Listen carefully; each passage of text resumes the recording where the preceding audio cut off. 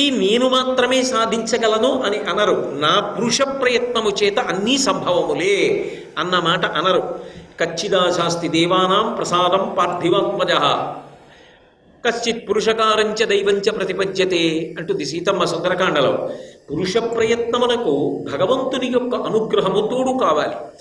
ఏ తల్లి యొక్క అనుగ్రహము తోడైతే లోకమునందు అన్నము దొరుకుతుందో ఆ అన్నము తిన్న కారణం చేత అందరికీ కూడా మనసు శాంతి పొందుతుంది. అప్పుడు మీరు ధర్మాన్ని అనుష్ఠించండి అన్నారనుకోండి, వాడు ధర్మాన్ని అనుష్ఠిస్తాడు. అందుకే ధర్మము దేని మీద ఆధారపడుతుంది అంటే ప్రాణికి అన్నము దొరకడం మీద ఆధారపడుతుంది. అన్నము దొరకకపోతే చటుక్కున కోపం వస్తుంది. ఆకలి మంట కోపాన్ని కల్పిస్తుంది. ఒకసారి మనిషి క్రోధమునకు వశపడిపోయాడనుకోండి, క్రుద్ధ పాపం నకుర్యాత్క క్రుద్ధో హన్యాత్కురూనపి క్రుద్ధ పురుషయా వాచా నరం సాధు నధిక్షిపేత్. ఆ క్రోధమునకు వశపడిపోయినటువంటి వ్యక్తి ఎంతటి పాపకర్మ చేస్తాడు అంటే చెప్పడం ఎవరికీ సాధ్యం కాదు. ఎంత మాట పడితే అంత మాట అంటాడు, ఎవరినైనా అధిక్షేపిస్తాడు. క్రోధమునకు వశపడిపోయిన వాడు తనని తాను నిగ్రహించుకోలేడు. అంత కోపం ప్రధానంగా రావడానికి కారణం అన్నం దొరకకపోవడమే. అందుకే సమాజమునందు శాంతి భద్రతలకు ఒక ప్రధాన కారణం ఏది అంటే అన్నం దొరకడం. ఆ అన్నం అందరికీ దొరకాలి. అన్నం తినడం విషయంలో యోగ్యత అయోగ్యత అన్న మాట ఉండదు. వాడిలో మానసిక పరివర్తన తేవడానికి శరీరాన్ని నిలబెట్టవలసిందే. శరీరాన్ని నిలబెట్టకపోతే మీరు ఏ ప్రబోధం చేత మనసు మార్చే ప్రయత్నం చేస్తారు? శరీరాన్ని పోషించాలి. అందుకే ఇప్పటికీ కేరళ రాష్ట్రంలో చెరుక్కన్నం అనే ఒక క్షేత్రం ఉంది. అక్కడ ఒక గొప్ప అన్నపూర్ణమ్మ దేవాలయం. ఆ దేవాలయంలో ఏం చేస్తారంటే పగటి పూట వచ్చిన వాళ్ళందరికీ కూడా అన్నదానం చేస్తారు. కర్ణాటకలో ఆ పశ్చిమ పర్వత ప్రాంతమునందు హోర్నాడ్ అని ఒక క్షేత్రం. ఆ క్షేత్రంలో ఫలహారం భోజనం రాత్రి ఫలహారం పెట్టి దేవాలయ ప్రాంగణంలో నిద్రపోదామనుకున్న వాళ్ళకి కూడా అవకాశం కల్పిస్తారు. అన్నం పెట్టే అమ్మ చొరవగా ఉంటుంది, పరమ ప్రేమైకమూర్తి అయి ఉంటుంది. అందుకే అక్కడ నిద్రపోదామనుకున్న వాళ్ళకి కూడా అవకాశం కల్పిస్తారు. కేరళలో ఉన్నటువంటి ఆ చెరుక్కన్నం అన్న క్షేత్రంలో ఉన్న అన్నపూర్ణమ్మ దేవాలయంలో పగటి పూట వచ్చినటువంటి భక్తులందరికీ అన్నదానం చేసి బాగా చీకటి పడిపోయిన తర్వాత అన్నాన్ని మిగిలిన పదార్థములను పాత్రలలో పెట్టి దూరంగా తీసుకెళ్ళి ఒక చెట్టు కింద పెడతారు. ఎందుకంటే దారి తప్పి ధర్మాన్ని విడిచిపెట్టి సమాజానికి వ్యతిరేకంగా ప్రవర్తిస్తున్నవాడు కూడా అమ్మ చేతి అన్నం తిని ఎప్పటికైనా వాడి బుద్ధిలో మార్పు వచ్చి వాడు కూడా సక్రమమైన జీవితాన్ని ధార్మికమైన జీవితాన్ని పొందాలి. ప్రబోధములన్నీ దేనికి పనికి రావాలి అంటే మనసుని మార్చడానికి పనికి రావాలి.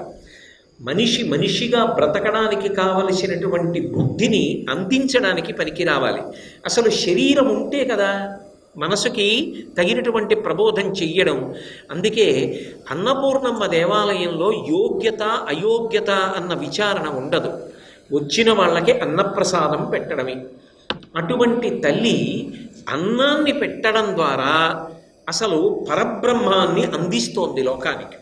పరబ్రహ్మ తత్వము ఏ రూపంలో ఉంటుంది అంటే అన్నం రూపంలోనే ఉంటుంది. అందుకే వేదం అన్నం గురించి చెప్తూ ఒక మాట అంటుంది, అన్నాద్భూత నిజాయంతి జాతాన్యన్యేన వర్ధంతి. అలాగే సర్వాన్ ప్రాణినః భక్షయతి సంహరతీతి ఇది అన్నం అంటుంది. అన్నం అంటే అన్నము వలన సమస్త భూతములు పుడుతున్నాయి.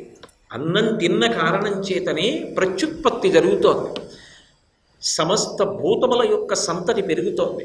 అంటే అన్నమే బ్రహ్మ, అన్నమే సృష్టికర్త, అన్నమే శ్రీ మహావిష్ణువు. ఎందుకని జాతాన్ ఆ పుట్టినటువంటి ప్రాణులన్నీ కూడా వర్ధంతే దేని వలన పెరుగుతున్నాయి అంటే అన్నాన్ని తిని. ఈ శరీరమునకు అన్న వికారము అని పేరు. ఇది పుట్టినప్పుడు నాకు ఈ చెయ్యి అంత ఉంటుంది ఉన్నది, కానీ ఇప్పుడు 6 అడుగులు పెరిగింది. దేని చేత పెరిగింది? తిన్న అన్నమే ఈ శరీరంగా మారింది. చర్మము రక్తము మాంసము కొవ్వు అస్థి శుక్ల మేధానబడేటటువంటి 7 పదార్థములతో ఈ శరీరం ఇంత పెద్దదైంది. అంటే అన్నము వలననే కదా ఈ శరీరము నిలబడుతోంది. అంతెందుకు, రాత్రి 9, 10 అయిన తర్వాత అయినా పలహారం చెయ్యాలా? చేయకపోతే శరీరం నిలబడుతుందా, నీరసపడదా? అంటే శరీరమును పోషించి నిలబడుతున్నదేది? అన్నమే. అందుచేత స్థితికర్త శ్రీ మహావిష్ణువు.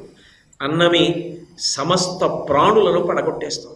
ఎలా అంటే ఈ సంధిబంధములు సడలిపోయి రోగము లోపలికి ప్రవేశించాలి అంటే అన్నము ద్వారానే ప్రవేశిస్తుంది. ఏదో కొంతకాలం అయిపోయిన తర్వాత వైద్యుడు మీరు ఇది తినకూడదు అంటాడు. ఏది తినకూడదని వైద్యుడు చెప్పాడో దాని మీదే జిహ్వచాపల్యం, అది తింటాడు. అదే రోగము వృద్ధి పొందడానికి కారణమై చిట్ట చివర శరీరము సంధిబంధములు సడలిపోయి పడిపోవడానికి కారణమవుతోంది. ఇప్పుడు అన్నమే రుద్రస్వరూపమైంది కాబట్టి అన్నమే పరబ్రహ్మము, అన్నమే సృష్టికర్త, అన్నమే స్థితికర్త, అన్నమే ప్రళయకర్త అయినప్పుడు అన్నాన్ని మించినటువంటి గొప్ప పదార్థం లోకంలో ఎక్కడుంది? మీరు ఎవరికైనా ఏదైనా ఎంత దానం చెయ్యండి, నేను తృప్తి పొందాను అని చెప్తాడు అని అనడం చాలా కష్టం. బంగారం పట్టుకెళ్ళి ఇచ్చారనుకోండి, ఇంకో కాసిస్తే బాగుండు అనుకుంటాడు. ఇల్లు కట్టించి ఇచ్చారనుకోండి, ఇంకా దీని మీద 2 గదులు ఇలా ఉంటుంటే బాగుండేది అనిపిస్తుంది. పొలం ఇచ్చారనుకోండి, ఇంకా ఇటువంటి పొలం కూడా ఇస్తే బాగుండనిపిస్తుంది. ఏది ఇచ్చినా ఇంకా ఇవ్వాలనిపిస్తుంది. అన్నం ఉందనుకోండి, మీరు ఆకలి ఉన్నవాడిని పిలిచి అన్నం పెడితే వాడు తృప్తి పొందాడు అని నోటితో చెప్పక్కల్లా వాడి త్రేణుపు సంకేతం. ఇక చాలు, అమ్మా కడుపు నిండా అన్నం పెట్టావు తల్లి, నీ ఇల్లు వృద్ధిలోకి రావాలని లేచి పెడతాడు. అవతల వ్యక్తి తృప్తి పొందేటట్టుగా పెట్టడానికి యోగ్యమైన పదార్థము అన్నం ఒక్కటే. సర్వం శ్రీ ఉమామహేశ్వర పరబ్రహ్మార్పణమస్తు. స్వస్తి.